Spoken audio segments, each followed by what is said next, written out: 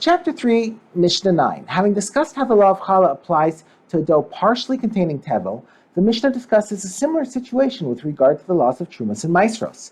As a rule, the laws of Trumas and Maasros do not apply to gifts that the Torah awards to the poor. See Chapter 1, Mishnah 3.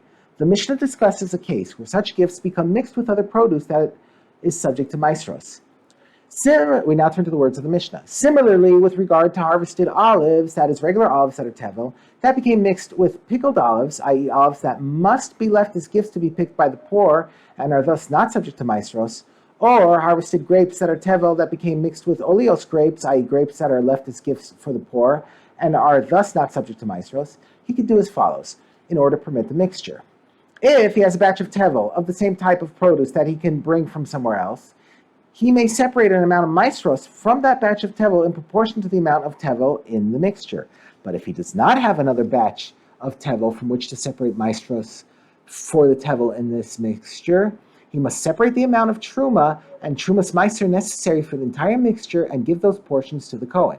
And as for the remaining maasros of meiser rishon or meiser sheni, or meiser ani when applicable, the amount of fruit he treats as meiser is in proportion to the amount of tevel in the olives or grape mixture.